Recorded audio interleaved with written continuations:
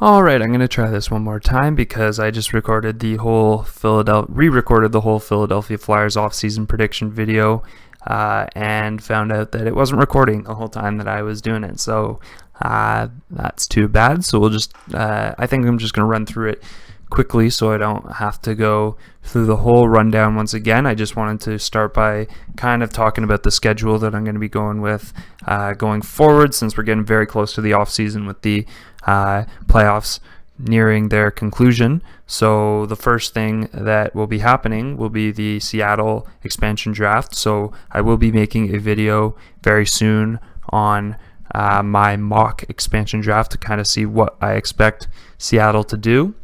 Then there will be more videos surrounding the NHL entry draft coming out in the coming days. I will try and have my I will try and at least have a 3-round mock draft out before the draft. If I can do it, I will try and have all 7 rounds completed, which would be awesome. And then I hope to get more of these off-season prediction videos done before free agency starts. Not sure if that's going to happen, so I might just kind of finish them off as we go, depending on what happens with free agency. Anyways, we're going to get started here and just talk about some of the trades that I've already laid out here. And if you're wondering why you're seeing the Philadelphia video being uploaded again, it's because the last time I uploaded it, there was no audio. So anyways, so we're going to talk quickly about the Giroux trade here. I did talk about it a fair bit in my Ottawa video, but more from the Ottawa perspective. So if you want to watch that one, go check that out. You can hear why I think Claude Giroux would be a really good fit in Ottawa. As for Philadelphia, what they get in this trade, they do get Logan Brown, Lassie Thompson, and a 2022 first-round pick. I think why Ottawa would make that deal, they've got a lot of prospects. Logan Brown's kind of on the outside looking in compared to everyone else. That being said, he was a 10th overall pick back in 2016. Big center with definite offensive capabilities, but I think if they kind of teach him in more of a defensive style, he could be a really valuable player in Philadelphia. So definitely a guy with some upside there to get as part of the deal. Lassie Thompson, defenseman drafted in 2019 by Ottawa. So he is a good offensive defenseman, could contribute as early as next season, I think. But I expect to see him at least 2 years from now. And a 2022 first add to the other assets there. It could potentially be a high draft pick. I do expect Ottawa, if they were to make this trade, to make it a top 10 protected pick. So Philadelphia would potentially be looking at something between 11 to 15 in that range. Or it could turn into a 2023 first round pick if Ottawa ends up in the bottom 10 next season. Moving on to the next one, acquiring Rasmus Ristolainen from Buffalo. So they're going to send the Shane Gostisbehere contract to Buffalo along with a second-round pick. Obviously, Gostisbehere hasn't been at the level that he was once at, and now he's kind of a dead weight contract where they even tried to send him down on waivers and nobody took him. I think it makes sense for Buffalo because they do need to add on a little bit of cap with this full rebuild that they're going to be going through. In Philadelphia's situation, obviously Rasmus Ristolainen, not the player that everyone once thought he was going to become, but I think part of that comes from the fact that he's been playing in Buffalo, which nobody's really looked good playing in Buffalo aside from Jack Eichel. And I think putting him in a different situation where he's not on the top pairing, not having to go up against other teams' best lines, it'll put him in a better situation to succeed. Moving on from there, going to the Tomas Hertl trade with San Jose.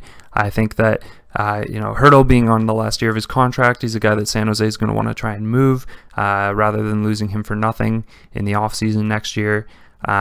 Philadelphia is a good fit because they're not rebuilding, they're just retooling, and so he can kind of take the roster spot that Claude Giroux held. They can give up Nolan Patrick in this deal. He's a guy who has dealt with a lot of injuries and some migraine concerns. He was a former second overall pick, obviously, so we do know that there's a lot of upside there, but in order for him to really show that upside, he needs to get his health on track. If that should happen in San Jose, potentially he could turn into a steal in this trade, but I don't really foresee him becoming the player that everyone once thought that he was going to be. Either way, San Jose is getting a solid roster player in Nolan Patrick. They're also getting Isaac Ratcliffe, who is a big winger, good penalty killer, guy who's really responsible in both ends of the ice. So another solid young piece that the San Jose Sharks can hope to get into their lineup in the near future. And then they get a couple of second-round picks because San Jose is going to need to improve their prospect pool in the coming years.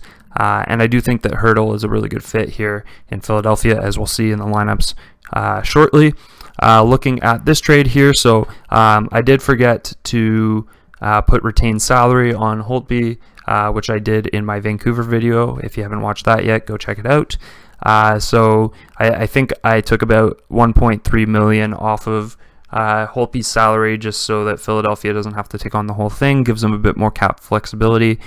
In exchange, they're sending Belarusian forward Maxim Shushko and a 2021 third-round pick. Basically, Vancouver just kind of wanting to offload Holtby for whatever they can get in return. I think Philadelphia is a good landing spot for him because they need to provide Carter Hart with a solid backup option or somebody who could potentially be a starter if things begin to kind of unravel for Carter Hart.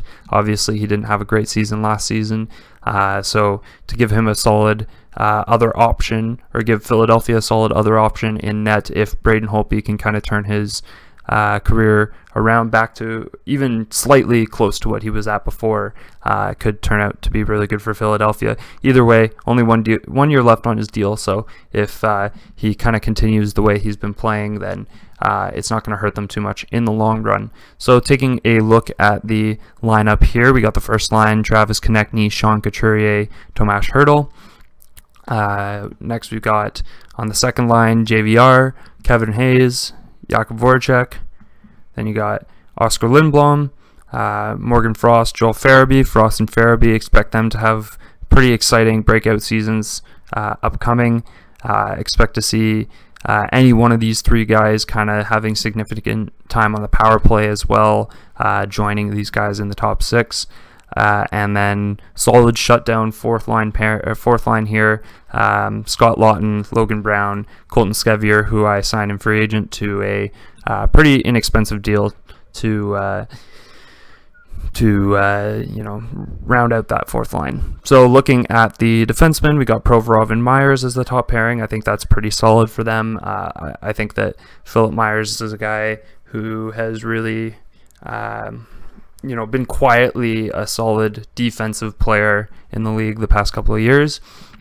Looking at the next pairing, you got Sanheim and Rasmus Ristolainen. I think that that provides some really good depth on their second pairing there that they lacked the previous season. Got Cam York, their first round pick from 2019, in the lineup here. I do expect him to crack the lineup this season. If not, they do have some solid depth in Hag and Samuel Warren, who could potentially play in that role.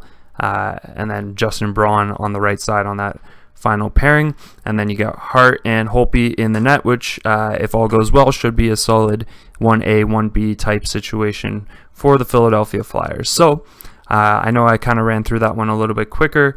I just kind of wanted to get through it because I've tried to record this one multiple times, and I'm really hoping that this time it did actually work. But let me know in the comments down below what you think of my trades. If you like this kind of video, please consider giving it a like and subscribe if you'd like to see more content like this in the future.